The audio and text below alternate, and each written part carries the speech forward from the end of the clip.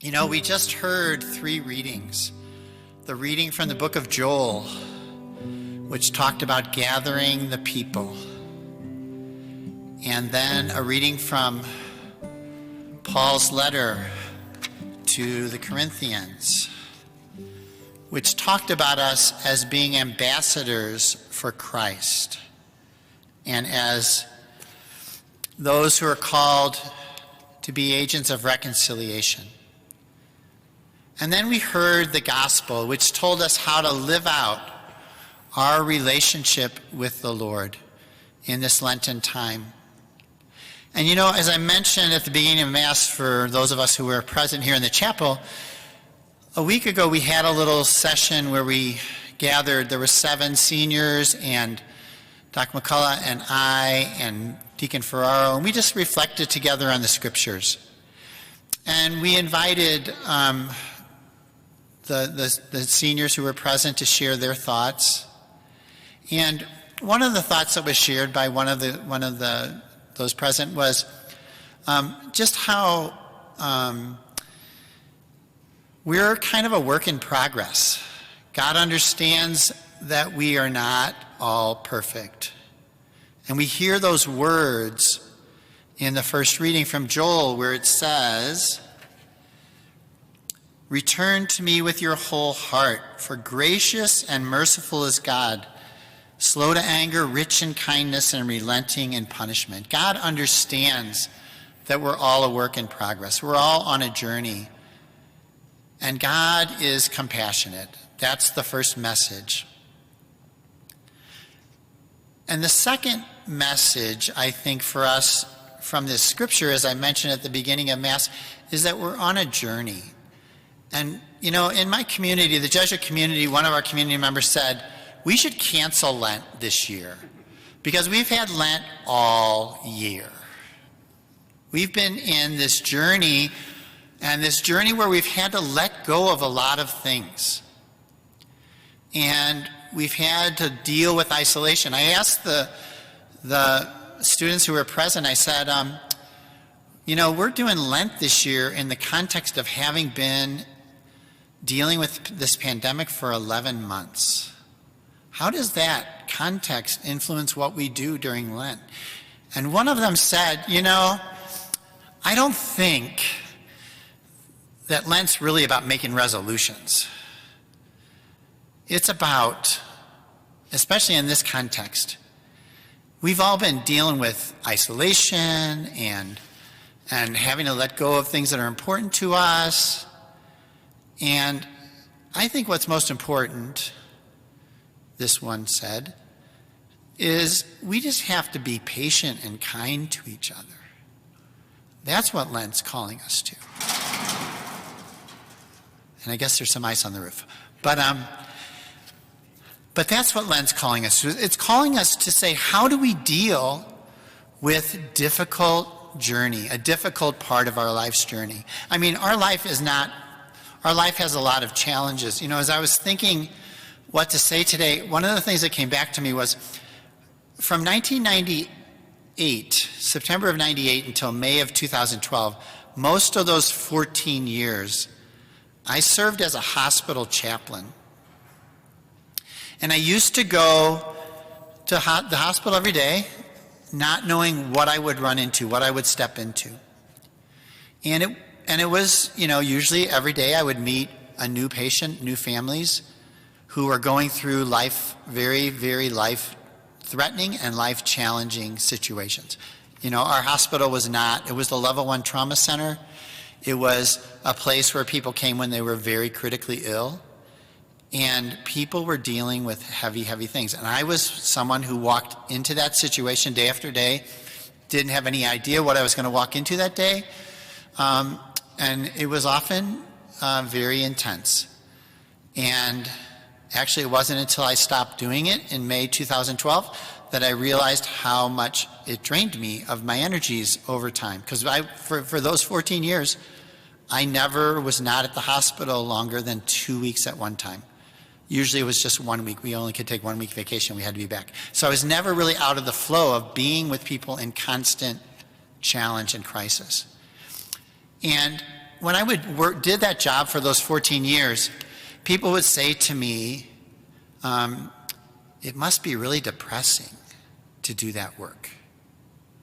And I said to them, as a matter of fact, it isn't really depressing. It doesn't mean that it wasn't hard. Didn't mean that I didn't deal with people who were suffering and had to, and was invited to accompany them in their pain and to experience some of their pain. It didn't mean it wasn't hard. But what also was present during that time was amazing grace. I got to witness how people, and not everybody could negotiate it with that kind of grace, but I got to witness how people responded to pain and suffering in a way that opened them to the support of the people like me who visited them, or the nurses who accompanied them, or the doctors, or their family members and friends who supported them. I got to witness amazing grace in action because they were open to receiving support. Or I got to witness the faith of people who could call upon their relationship with God in a time of great challenge, great pain. And it was an incredibly graced time, as well as a time of much pain and suffering. And I'm not going to go on too long because we don't have a huge amount of time, and also you don't want to listen to me forever, but one of the things that came up when we were talking about these readings was that the readings invite us, to go into our inner room. And that inner room for a lot of us isn't a physical place. It's a place where we go to be alone with God and say, God, how am I being invited to change, to be transformed, to kind of do my inner work as I deal with the challenges I face in this context? As I mentioned at the beginning of Mass, we had 7 students who joined in our reflection together, and only 3 of them are here because 4 of them are at home quarantined since we met a week ago. And so all of us, and some much more than others, have dealt with the challenge of isolation and letting go during this pandemic. And God's inviting us to say, how can I do the work of reaching out to God and to others in a way that opens me to the grace that's being offered in this moment? How do I learn from this experience? How do I receive support in this time? Because there's a lot of grief and pain that we've suffered this year. And there are others who have suffered, I know, way more than I personally have. And God's saying, I think, when I say, people are asking me, what am I doing for Lent? What am I giving up for Lent? And I'm really having a hard time coming up with giving up something because I feel like I've been giving up a lot already. But I think what I really want to do for this Lent is something very positive. I want to be open to other people's reaching out to me for support in a way that's kind and compassionate and patient. And I want to be a person who makes decisions. And I kind of challenge those of you who are students, make decisions that really do protect you and your friends and your family from the spread of this virus. I think that's both a letting go of what we'd really rather be doing rather than what we're really able to do.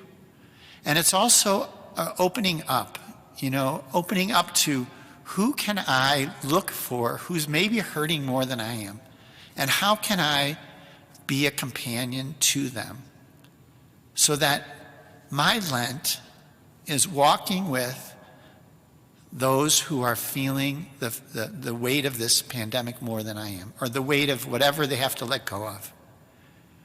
So I think our Lenten resolution might be, God, help me be open to your grace And God, help me to be an ambassador, a minister of reconciliation, a person who actually reaches out and helps others feel united to me, to their families, to whomever, and to God ultimately.